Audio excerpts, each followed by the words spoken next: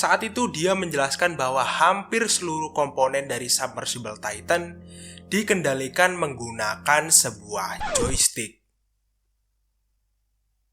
Ya, benar. Joystick. Alat yang biasa kalian pakai untuk bermain game. I got these from Camper World.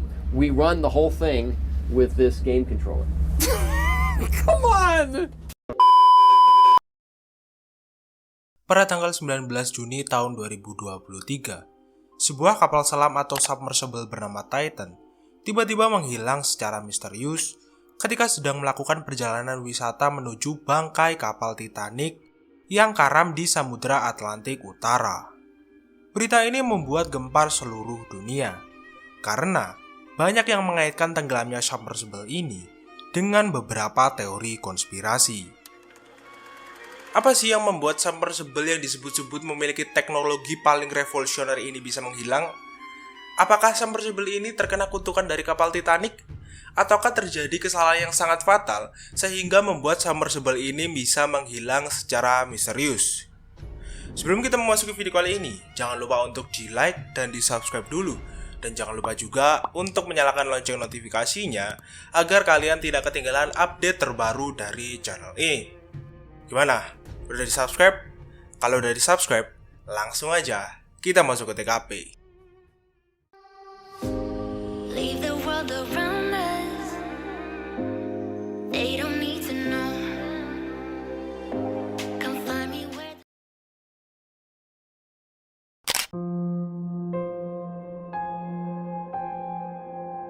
Kapal Titanic adalah kapal yang memiliki teknologi canggih pada zamannya, sehingga kapal itu disebut tidak bisa tenggelam meskipun Tuhan mau menenggelamkannya.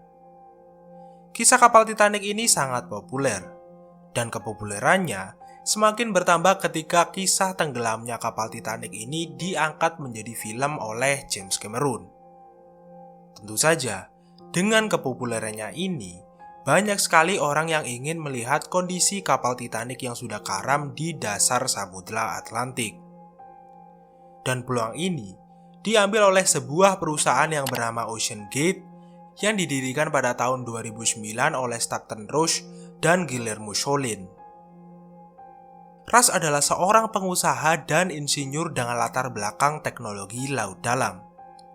Dia memiliki hasrat untuk mengeksplorasi laut dan membuat laut menjadi lebih mudah diakses untuk penelitian dan penemuan ilmiah. Rush memiliki pengalaman yang luas dalam industri kapal selam dan telah mengerjakan berbagai proyek laut dalam.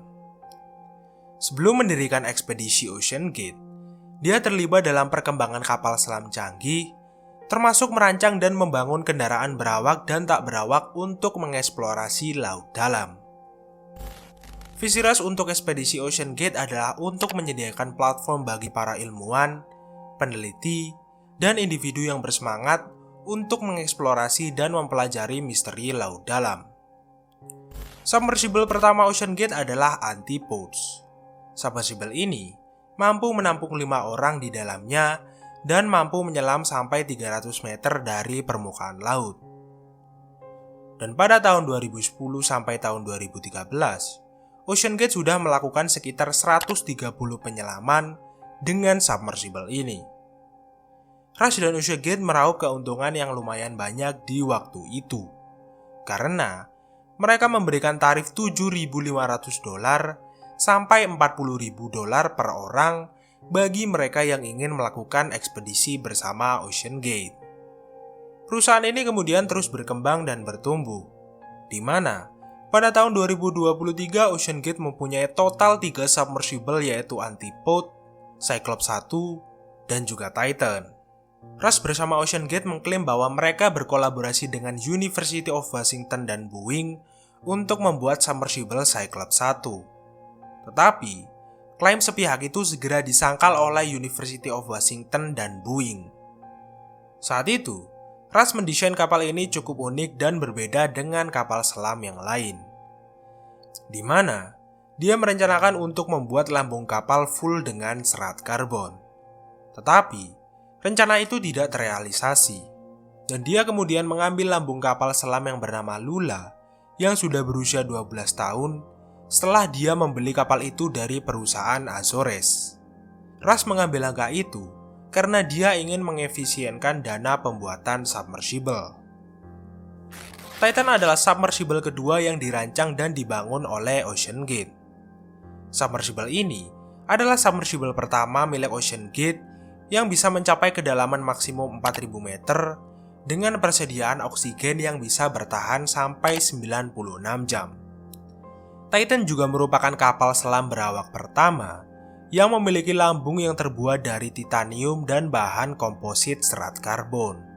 Karena sebagian kapal selam pembawa manusia lainnya dirancang menggunakan bahan logam untuk pressure vessel-nya.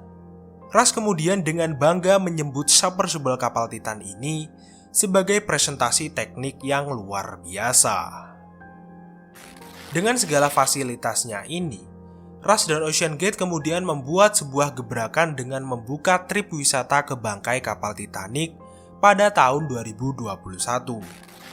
Singkat cerita, OceanGate dan Titan sudah melakukan beberapa ekspedisi ke kapal Titanic dalam kurun waktu 2021 sampai 2023 dan semuanya berhasil kembali dengan selamat. Dari beberapa penyelaman ini, OceanGate mendapatkan kepercayaan dan keuntungan yang tidak main-main. Karena setiap orang yang ingin melakukan trip ini akan ditarik biaya sekitar 250 US dollar yang jika dikonversikan ke rupiah, totalnya kurang lebih 4 miliar rupiah. Ekspedisi menuju karamnya kapal Titanic pun terus berlanjut. Dan ekspedisi selanjutnya dilakukan pada bulan Juni tahun 2023 yang lalu. Yang dimana yang mengikuti ekspedisi ini adalah CEO dari OceanGate yaitu Stockton Rush, Paul Hendry, miliarder asal Inggris yaitu Hamish Harding, dan seorang pengusaha asal Pakistan yaitu Shahzada Dawood yang membawa seorang putranya yang bernama Sulaiman Dawood. Pada tanggal 17 Juni, Hamish Harding membuat sebuah postingan di Facebook sehari sebelum kapal itu turun, dan isi postingannya seperti ini. Sehari setelahnya, tepatnya pada tanggal 18 Juni, Harding dan 4 penumpang lainnya mulai menaiki submersible. Setelah mereka masuk ke submersible itu, mereka kemudian disegel ke dalam submersible dengan 17 baut, dan pintu submersible tidak bisa dibuka dari dalam. Ingat kan yang aku katakan tadi bahwa kapal ini memiliki cadangan oksigen selama 96 jam? Nah, jika suatu hal yang buruk terjadi kepada kapal ini dan penumpangnya masih hidup, mereka masih mempunyai waktu 96 jam untuk menunggu kapal induk atau tim penyelamat menyelamatkan mereka. Lagi pula, jika terjadi suatu kesalahan dengan kapal ini bisa segera otomatis naik ke permukaan laut. Titan dan para penumpangnya kemudian berangkat dari kapal induk Polar Prince pada Minggu pagi dan mulai turun ke atas reruntuhan Titanic. Pada awalnya, ekspedisi ini berjalan biasa-biasa saja tanpa adanya kendala.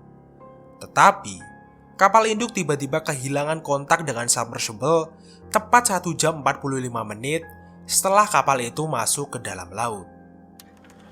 Tentu saja, hal ini membuat tim dari OceanGate panik dan segera meminta bantuan ke pemerintah Kanada dan juga US Navy SEAL.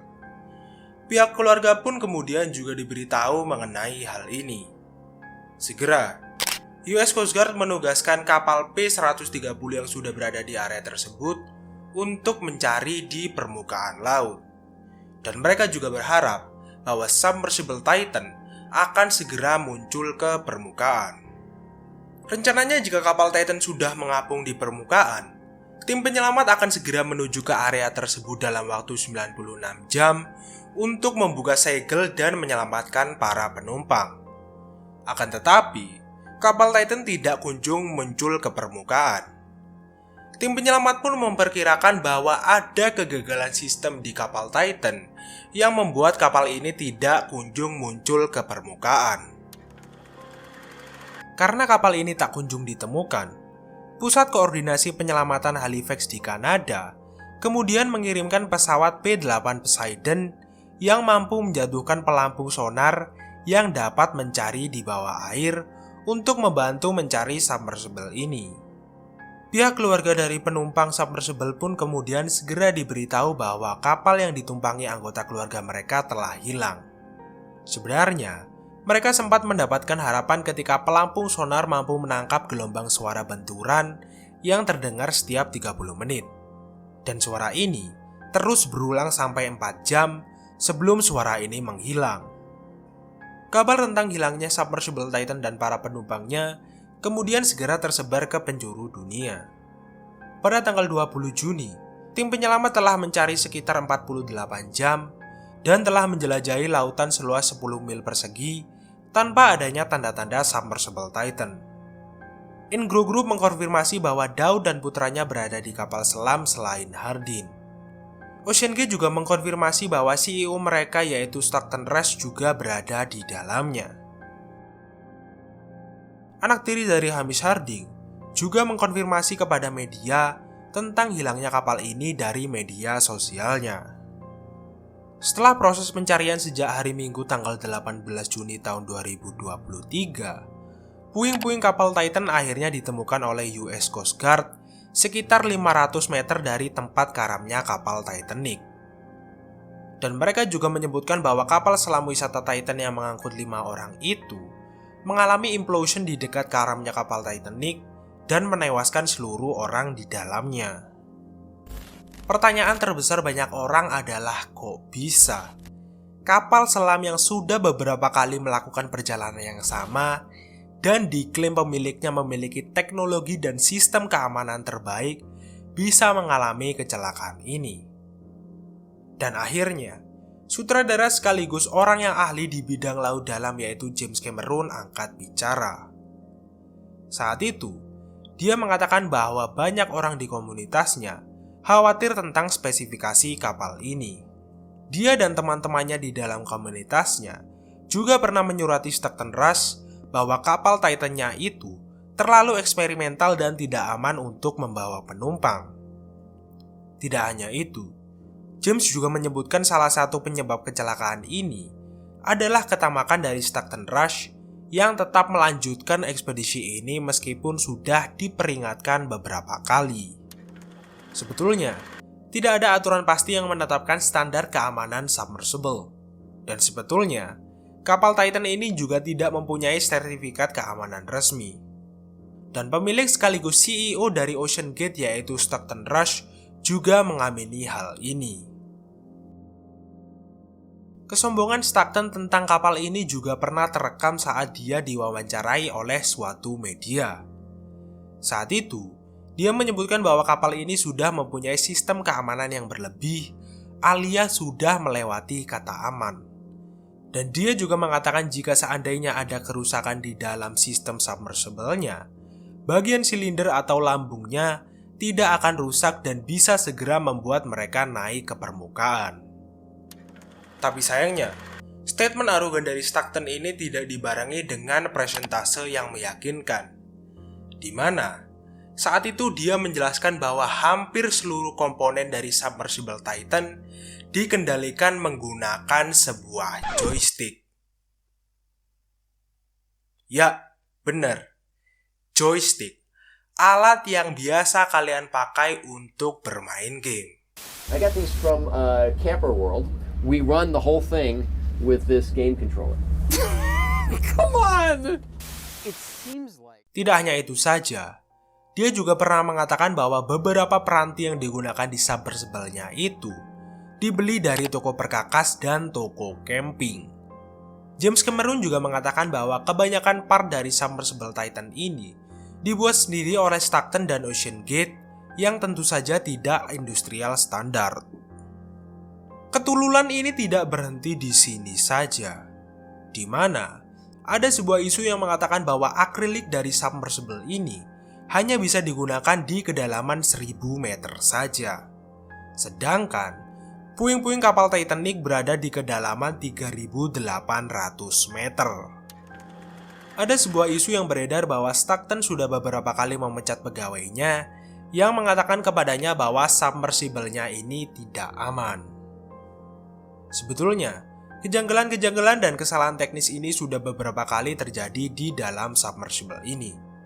Di mana seorang penulis dari kartun The Simpsons yang sudah 4 kali mengikuti tur ekspedisi ini menyatakan bahwa selalu ada masalah di bagian komunikasi submersible ini.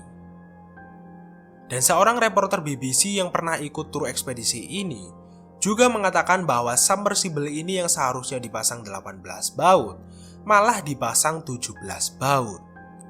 Dan saat itu, kru yang bertanggung jawab atas ekspedisi ini mengatakan bahwa hal itu tidak akan berpengaruh sama sekali. Kalau menurutku ini nggak masuk akal banget ya. Karena trip yang memakan biaya sebanyak 250 US dollar bisa melakukan rookie mistake seperti ini. Dan kita juga tidak pernah tahu apa alasan dibalik semua red flag tersebut. Apakah Stockton dan perusahaannya ini emang setidak peduli itu?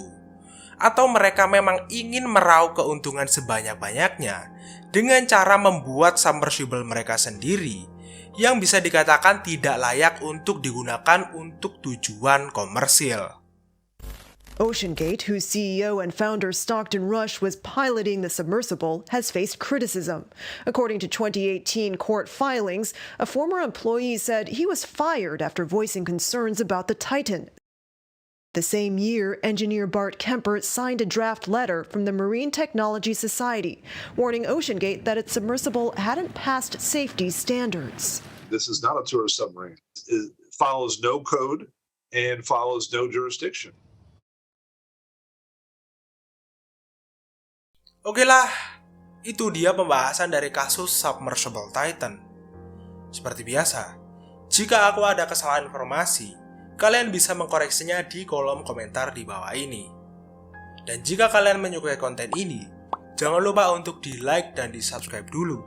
Dan jangan lupa juga untuk menyalakan lonceng notifikasinya agar kalian tidak ketinggalan update terbaru dari channel ini. Oke lah, itu saja untuk Restory kali ini. Rizky Santoso pamit. I'll see you in the next video.